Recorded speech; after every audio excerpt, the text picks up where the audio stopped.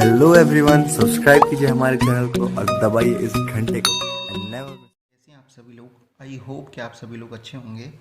अब हम जो चैप्टर कर रहे थे अपना बैंकिंग वाला चैप्टर, उस बैंकिंग वाले चैप्टर के करते हैं एमसीक्यू। ठीक है, तो पहला क्वेश्चन आपका एमसीक्यू का दे रखा है, in the context of commercial bank which one of the following statement is correct. मतलब कॉमर्शियल बैंक के कंटेक्स्ट में आपका इनमें से कौन सा स्टेटमेंट करेक्ट है। पहला, note issuing authority of the country. तो आपको पता है कॉमर्शियल बैंक कभी भी नोट इशूइंग अथॉरिटी नहीं होते, तो ये तो स्टेटमेंट हो गया आपका गलत। आगे लिखा है creates credit on the basis of cash reserve. ठीक है, कैश रिजर्व के बेसिस पर क्रिएट करते हैं क्रेडिट को, बिल्कुल सही बात है ये। Accept deposit of general public, general public के डिपॉजिट को एक्सेप्ट करते हैं, ये भी बात बिल्कुल सही है। D, both B and C, B और सी, तो इसका आंसर हो जाएगा D, both B and C. ठीक है, सिंपल क्वेश्चन था। अगला है, commercial bank create money by way of. Commercial bank money को कैसे क्रिएट करते हैं, किस वे में क्रिएट करते हैं। टाइम डिपॉजिट्स के वे में, डिमांड डिपॉजिट्स के वे में, ट्रेजरी बिल के फॉर्म में, या बिल ऑफ एक्सचेंज। ठीक है, तो आपको पता है कि कॉमर्शियल बैंक कोई भी मनी जो क्रिएट करते हैं वो डिमांड डिपॉजिट्स के फॉर्म में करते हैं। ठीक है, ये भी सिंपल था, हो गया। थर्ड पे आते हैं, which of the following is not concern with banking organisation. इनमें से कौन है जो बैंकिंग ऑर्गेनाइजेशन से रिलेटेड नहीं है। फर्स्ट, बैंक रेट बिल्कुल है। फिजिकल डेफिसिट, ये फिजिकल डेफिसिट बैंक से रिलेटेड नहीं होता, ये गवर्नमेंट के द्वारा जो पॉलिसीज़ बनाई जाती हैं, हम जब बजट वाला चैप्टर पढ़ेंगे उसमें देखेंगे, तो उसको बोलते हैं फिजिकल डेफिसिट। तो वहाँ पर जो उनके एक्सपेंडिचर और इनकम के बीच का जो डिफरेंस होता है उसे फिजिकल डेफिसिट होते हैं, गवर्नमेंट से रिलेटेड होती है, बैंकिंग ऑर्गेनाइजेशन से रिलेटेड नहीं होती। क्रेडिट क्रिएशन बैंकिंग से रिलेटेड होती है, और कैश रिजर्व रेशियो यानी कि सीआरआर, ये भी बैंकिंग ऑर्गेनाइजेशन से रिलेटेड होती है। तो इसका आंसर क्या हो जाएगा, कौन रिलेटेड नहीं है, फिजिकल डेफिसिट, यानी कि ये जो होगा, यानी कि इसका आंसर थर्ड का आंसर क्या हो जाएगा, बी। ओके, फोर्थ क्वेश्चन देखते हैं। तो फोर्थ क्वेश्चन में लिख रहा है, credit cards issued by bank. Credit card जो इशू किया था बैंक के द्वारा, encourage consumer spending, increase aggregate demand in the economy, both A and B, none of these. तो क्रेडिट कार्ड हमेशा यूज ही इसीलिए किए जाते हैं, आप लोग भी यूज़ करते होंगे, कि आपकी एक तो क्या हो, आप ज़्यादा से ज़्यादा खर्चा कर सको, एनकरेज कंज्यूमर स्पेंडिंग। दूसरा, इंक्रीज एग्रीगेट डिमांड, भाई आप क्या करोगे, मार्केट में सामान खरीदोगे, यानी कि क्या कर रहे हो, डिमांड कर रहे हो। इसके बाद नेक्स्ट जो हम चैप्टर पढ़ने वाले हैं वो एग्रीगेट डिमांड वाले चैप्टर पढ़ने वाले हैं, वहाँ आपको चीज़ें समझ में आएंगी। लेकिन मैं बता देता हूँ कि जब कार्ड्स अगर आपके पास होता है तो आप क्या करते हो, कोई भी सामान जल्दी से परचेज करके लेके आते हो, तो यानी कि वो कर क्या रहे हो, आप किसी भी सामान की डिमांड कर रहे हो। तो इससे क्या होगा, इंक्रीज हो जाती है aggregate demand in the economy. Both A and B, A and B और नन ऑफ दी, तो इसका आंसर क्या हो जाएगा, C, both A and B. Okay, next one आता है fifth, the main aim of the commercial bank is. Commercial bank का main aim क्या होता है, सोशल वेलफेयर करना, यानी कि सामाजिक कल्याण करना, टू अर्न प्रॉफिट, प्रॉफिट को अर्न करना, to provide the service to the people, लोगों को क्या करना, सर्विस प्रोवाइड करना, और नन ऑफ दीज, और इनमें से कोई नहीं। तो हमेशा याद रखो, कोई भी कॉमर्शियल बैंक जो होती है वो कोई सोशल वेलफेयर के लिए नहीं होती। नॉर्मली बच्चे ये समझते हैं कि बैंक है वो गवर्नमेंट बैंक है तो वो क्या करेगी, सामाजिक कल्याण यानी कि सोशल वेलफेयर का काम करेगी। लेकिन कोई भी बैंक हो, चाहे वो सरकारी हो चाहे वो प्राइवेट हो, उनका मोटिव होता है सिर्फ और सिर्फ टू अर्न प्रॉफिट। ठीक है, नेक्स्ट वन है, maximum credit that the commercial bank can legally create depends on their. Maximum credit, maximum credit का मतलब अधिकतम लोन कॉमर्शियल बैंक के द्वारा जो लीगली क्रिएट किया था वो किस पे डिपेंड होता है, गोल्ड रिजर्व पे, cash reserve with the RBI, statutory liquidity ratio यानी कि जिसे एसएलआर बोलते हैं, और टर्म डिपॉजिट्स। तो मैं आपको बता चुका हूँ कि कैश रिजर्व जितना होगा उस पर, तो मैं आपको बता चुका हूँ कि आपका जो कैश रिजर्व होता है उसी पर क्या है, आप अपना मैक्सिमम क्रेडिट क्या करते हो, लेते हो। बताया था मैंने वहाँ पर, अगर आपको याद होगा तो क्रेडिट निकालने का जो credit creation, money creation is equal to बताया था 1/, CRR मल्टीप्लाई कैश रिजर्व। एक फॉर्मूला मैंने आपको बताया था, अगर आपने मेरी वीडियो देखी है प्रॉपर तरीके से, ठीक है ना। तो यहाँ पर क्या हुआ, कैश रिजर्व के बेसिस पर ही आप क्या कर सकते हो, मैक्सिमम क्रेडिट का क्या कर सकते हो, मैक्सिमम क्रेडिट को क्रिएट कर सकते हो। तो इसका आंसर क्या हो जाएगा, बी। ओके। अब term deposits are those, term deposits का मतलब होता है कि फिक्स्ड डिपॉजिट्स, ठीक है। तो अब पहली तो सबसे पहले जैसे यहीं पर आप चीज़ों को देखो ना, तो आपको मेरे नोट्स याद आ जाने चाहिए, ठीक है। मैं आपको जो अपनी वीडियो में नोट्स के थ्रू पढ़ाता हूँ, तो वो नोट्स आपको याद आना चाहिए। अब देखो, मैंने अगर आपको याद रहे तो मैं आपको बता देता हूँ, मैंने टर्म डिपॉजिट्स के बारे में और डिमांड डिपॉजिट्स के बारे में आपको पढ़ाया था, ठीक है। तो जैसे ही आपको यहाँ कोई चीज़ आया, सो ये आपको मेरा नोट्स एकदम याद आना चाहिए। अब जैसे यहाँ पे लिखा है कि टर्म डिपॉजिट्स आर, तो टर्म डिपॉजिट्स क्या होते हैं, पहला against which no cheque can be issued. Okay, क्या मतलब हुआ कि जिसके अगेंस्ट में हम चेक को इशू नहीं कर सकते, against which no interest is paid to the depositors. तो ये बात तो बिल्कुल, ये बात तो सही थी, ये बात गलत हो गई। क्यों? क्योंकि भैया टर्म डिपॉजिट्स का मतलब होता है फिक्स्ड डिपॉजिट और इस पर इंटरेस्ट मिलता है। Which are a part of M1 supply of money, ये बात क्या हो गई, गलत। M1 में क्या होते हैं, M1 इज इक्वल टू क्या होता है, बता चुका हूँ, C plus DD plus OD, बताया था मैंने यहाँ पर, जो मैंने आपको मनी वाला चैप्टर पढ़ाया था जब। तो C का मतलब क्या होता है, कंजम्पशंस, मतलब कि हाउस होल्ड का कंजम्पशन, या फिर करेंसी विद पब्लिक, ठीक है, करंट जो ऐसे पैसे जो पब्लिक के पास है। DD का मतलब डिमांड डिपॉजिट्स और OD का मतलब मैंने बताया था अदर डिपॉजिट्स, बताया था मैंने। तो इसमें M1 में तो कहीं भी टर्म डिपॉजिट्स नहीं आ रहा, तो ये स्टेटमेंट क्या हो गया, गलत। नन ऑफ दिस, ये भी गलत। तो इसका मतलब इसका आंसर क्या होगा, A, क्योंकि टर्म डिपॉजिट्स के अगेंस्ट में आप चेक को इश्यू नहीं कर सकते हो। नेक्स्ट बनाता है 8th question, the percentage of demand deposits which the commercial bank are legally required to maintain as their liquid assets is called. ऐसा डिमांड डिपॉजिट्स का वो परसेंटेज जो आप लिक्विड असेट्स के फॉर्म में रखते हो। तो लिक्विड असेट्स के फॉर्म में हम किसको रखते हैं, हमें पता है SLR को रखते हैं। बिल्कुल आंख बंद करके है, आपको पढ़ने की और ज़रूरत ही नहीं पड़ेगी, यहाँ दिख रहा है SLR, टिक कर देंगे, ठीक है। इसके बाद आता है 9th, in India operative cash reserve are known as. अब ये ऑपरेटिव कैश क्या होता है, तो ऑपरेटिव कैश का मतलब होता है जो डे टू डे का काम करने के लिए जो पैसा आपको चाहिए होता है। किसी भी बैंक को डे टू डे का काम करने के लिए जो पैसा चाहिए होता है उसे बोलते हैं ऑपरेटिव कैश रिजर्व। और वो आपका जो होता है CRR नहीं होता, SLR नहीं होता, वॉल्ट कैश होता है। आपको मनी वाले चैप्टर में मैंने ये वॉल्ट कैश चीज़ समझाई थी, मैंने बताया था कि जो बैंक अपने डे टू डे का काम करते हैं उसके लिए जो पैसा वो अपने पास रखते हैं उसे बोलते हैं वॉल्ट कैश। याद रखना इस टर्म को, ठीक है। Central bank is an apex bank of country that, central bank country का एक एपेक्स बैंक है। तो पहला, control the entire banking system of country, ये क्या करता है, बैंक पूरी कंट्री के जो बैंकिंग सिस्टम को कंट्रोल करता है, सही बात है। इशूइंग करेंसी, करेंसी को इशू करता है, नोट इशू करता है कौन है, RBI, बिल्कुल सही बात है। Act as a banker to the government, ये भी बात सही है। ऑल ऑफ दीज, तो इसका आंसर क्या हो जाएगा, ऑल ऑफ दीज, ठीक है। तो देखो यहाँ पर बिल्कुल जैसे जो मैंने पढ़ा है बिल्कुल आप आराम से इन MCQ को सॉल्व कर सकते हो अगर आपने मेरी वीडियो प्रॉपर देखी है। आप मेरी वीडियो को प्रॉपर देखिए, उसके बाद आपसे MCQ क्वेश्चंस और जो आपके बोर्ड के एग्जामिनेशंस में क्वेश्चंस जो आए हुए हैं वो आपसे आराम से सॉल्व हो जाएंगे, ठीक है। नेक्स्ट वन आता है, in India the central bank is, India के अंदर सेंट्रल बैंक कौन सा है, federal reserve system, federal system, reserve bank of India, both A and B। तो आपको पता है इंडिया के अंदर सेंट्रल बैंक कौन सा है, रिजर्व बैंक ऑफ इंडिया, ठीक है।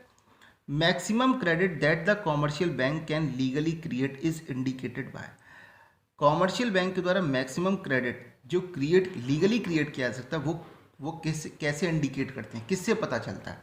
तो 1/SLR नहीं, 1/CRR multiply 1/ cash reserve with RBI, बिल्कुल गलत। 1/CRR मल्टीप्लाई टोटल डिपॉजिट्स, बिल्कुल गलत, total 1/CRR multiply cash reserve with the RBI, ठीक है। यही आंसर क्या होगा इसका होगा। अभी मैंने आपको यही फॉर्मूला बताया था, देखो यहाँ पर मैंने बताया था 1/RR, तो इंडिया के केस में मैंने बताया था CRR होता है वो मल्टीप्लाई कैश रिजर्व, लिखा था ना। तो देखो आपका जो होगा वो किससे होगा, आप क्रेडिट कैसे क्रिएट कर सकते हो, जिसे मनी का क्रिएशन कहते हैं और ऐसी मनी को बैंक मनी कहते हैं, बता चुका हूँ। तो 1/CRR multiply cash reserve with the RBI। अब अगर आप देखोगे तो 30th क्वेश्चन क्या दे रखा है, credit control means. Credit control means का मतलब क्रेडिट को कैसे कंट्रोल किया जाए, मतलब कि लोन को कैसे कंट्रोल किया सकता है। Contraction of credit only, contraction करना मतलब कि लोन को देने में कमी करना। Extension of credit only, loan को ज़्यादा देना। Extension and contraction of money supply, और डी ये मिसप्रिंट है, यहाँ लिखना चाहिए था, यहाँ लिख दिया नन ऑफ दीज।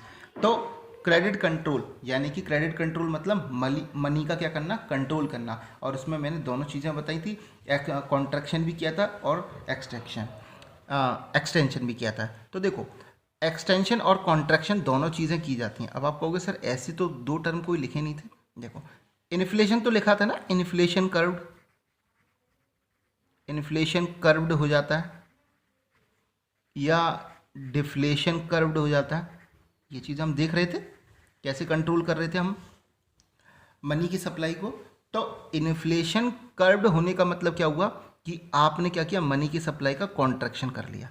और डिफ्लेशन कर्व्ड का मतलब क्या हुआ कि आपने मनी की सप्लाई का एक्सटेंशन कर लिया। तो क्रेडिट कंट्रोल में ये दोनों चीज़ें होती हैं, इसका मतलब यही है, एक्सटेंशन या कॉन्ट्रैक्शन ऑफ मनी। तो इसका आंसर क्या हो जाएगा, सी। इसका आंसर होगा सी। समझ में आया। नेक्स्ट वन है, विच of the following is not the instrument of credit control. इनमें से कौन है जो क्रेडिट कंट्रोल का इंस्ट्रूमेंट नहीं है। CRR ये तो है, हम पढ़ चुके हैं। SLR बिल्कुल है। बैंक रेट ये भी है। मैनेज्ड फ्लोटिंग नहीं है, ये टर्म जो है ये नहीं है। मैनेज्ड फ्लोटिंग टर्म जो होता है वो फॉरेन एक्सचेंज में यूज़ किया जाता है, जो हम जब चैप्टर पढ़ेंगे तब इसको देखेंगे, ठीक है। तो ये टर्म कभी भी जो होता है वो क्रेडिट कंट्रोल में यूज़ नहीं किया जाता है। ओके, चलते हैं 15 पर कि विच of the following does not come under quantitative method of monetary policy.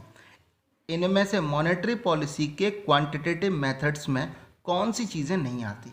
अब क्वांटिटेटिव मेथड्स बता चुका हूँ कौन कौन से इंस्ट्रूमेंट उसमें आते थे। ओके, तो अगर आप देखोगे तो क्वांटिटेटिव मेथड पूछ रहा है। क्वांटिटेटिव मेथड में हमने 6 मेथड पढ़े थे, याद कर लो, देख लें एक बार, यहीं पे लिख लेते हैं। तो हमने देखा था CRR, सर नहीं, सबसे पहले देखो स्टार्टिंग से करो, रेपो रेट देखा था हमने, जो बच्चे ने वीडियो देखी होगी उसे याद होगा। बैंक रेट,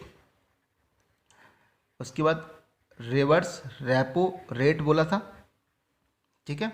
उसके बाद अगर आपको याद होगा तो हम लोगों ने क्या और क्या देखा था, CRR देखा था, उसके बाद हमने SLR देखा था, ठीक है। और उसके बाद हमने देखा ओपन मार्केट ऑपरेशन OMO। यही 6 चीज़ें देखी थी, 1 2 3 4 5 6।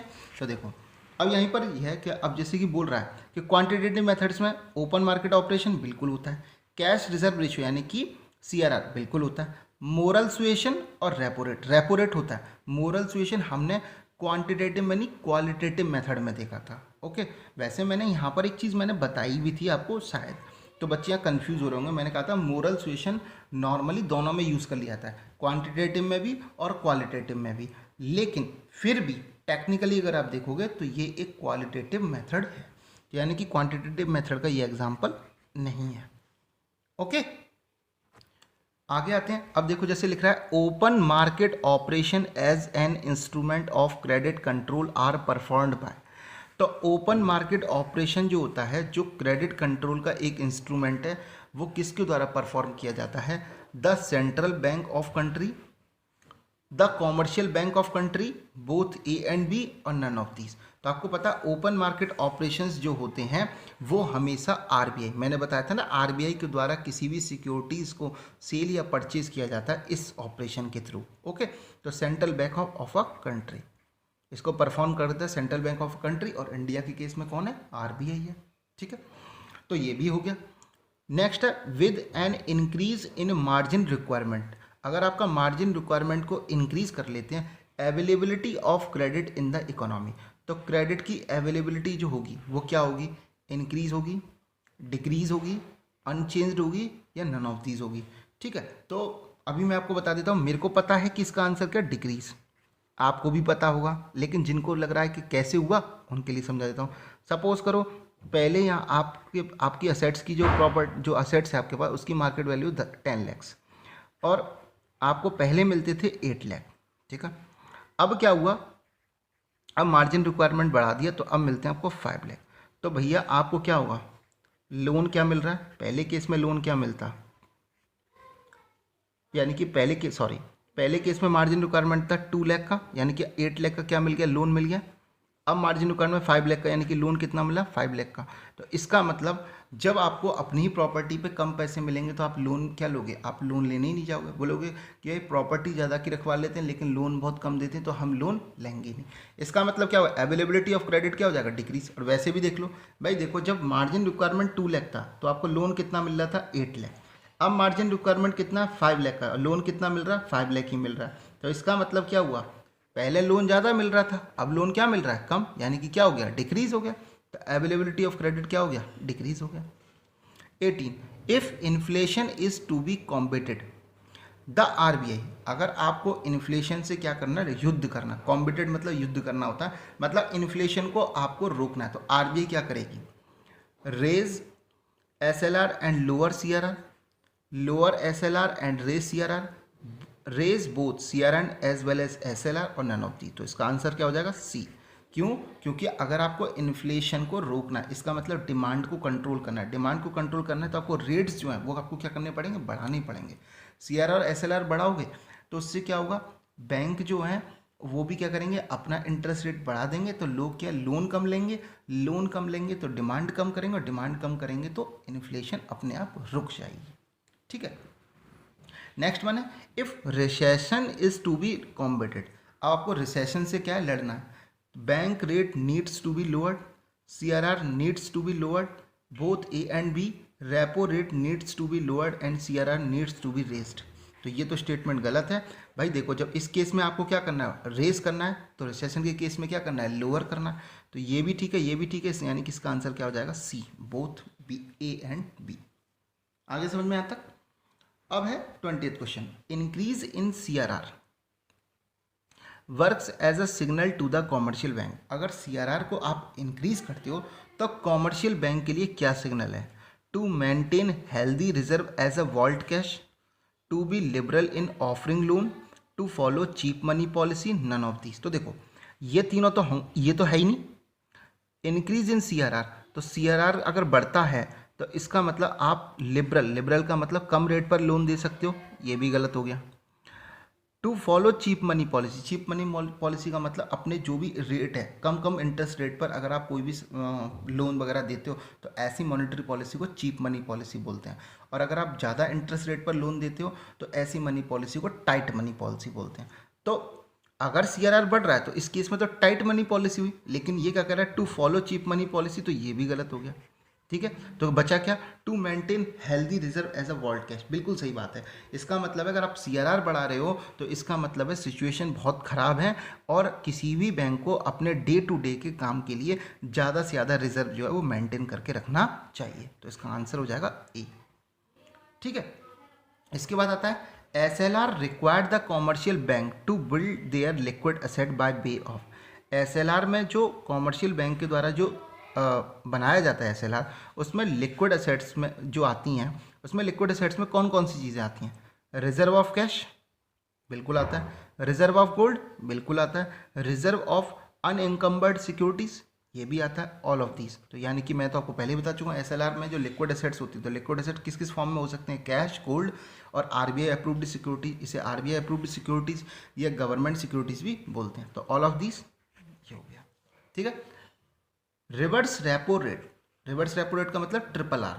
तो रिवर्स रेपो रेट जो होता है, generate the interest income, is increased to curb in inflation, is not a policy rate, both A and B. ठीक है, तो रिवर्स रेपो रेट जो होता है वो क्या होता है कि आप अपने एक्स्ट्रा पैसे जो होते हैं, बैंक के पास जो अपना एक्स्ट्रा फंड होता है वो क्या करती है, आरबीआई के पास पार्क यानी कि डिपॉजिट करके रखती है और उस पर उसे इंटरेस्ट भी मिलती है। तो जनरेट द इंटरेस्ट इनकम बिल्कुल सही बात है। Is increased to curb inflation, और बोल रहा है कि अगर आपको इन्फ्लेशन को रोकना है तो उसके लिए क्या करते हैं, रेपो रेट को बढ़ाना पड़ता है। ये भी बात बिल्कुल सही है, बता चुका हूँ भाई। इन्फ्लेशन को रोकना है तो आपको क्या करना पड़ेगा, अपने जो भी रेट्स हैं उनको क्या करना पड़ेगा, बढ़ाना ही पड़ेगा। तो ये भी बात सही है। तो इसका मतलब क्या हो गया, रिवर्स रेपो रेट का आंसर, अब इसका आंसर क्या होगा, बोथ ए एंड बी। इसका जो आंसर होगा वो ये होगा, ये आंसर होगा, याद रखना। रिवर्स रेपो रेट 22 का आंसर क्या होगा, डी। ठीक है, तो इस तरीके से आपको, वैसे आपके यहाँ आपकी बुक में आंसर भी दे रखे हैं, ठीक है, पर मेरा तो उद्देश्य ये होता है कि आपको हर एक चीज़ पहले समझा दूँ। आंसर तो आपको दे रखे हैं, आप यहाँ से भी चीज़ों को कर सकते हैं, लेकिन अगर फिर भी आपको एक एक ऑप्शन समझा देता हूँ तो इससे क्या होता है, आपकी चीज़ें अच्छे से क्लियर हो जाती हैं, ताकि आपको जो बोर्ड एग्जामिनेशन में किसी भी प्रकार की कोई दिक्कत ना आए। ठीक है, तो इस तरीके से आपके MCQ होते हैं कंप्लीट। आई होप कि आपको मेरा वीडियो पसंद आया होगा। अगर मेरा वीडियो पसंद है तो मेरे चैनल को सब्सक्राइब करो, बेल आइकन का बटन प्रेस करो, अपने फ्रेंड्स के साथ में शेयर करो, लाइक करो, और कोई भी अगर आप क्वेरी है, आपकी कोई एडवाइस है, मेरी वीडियो किस तरीके की लगी, कैसी लगी, तो प्लीज़ कमेंट सेक्शन में ज़रूर बताया करो। Okay, thank you.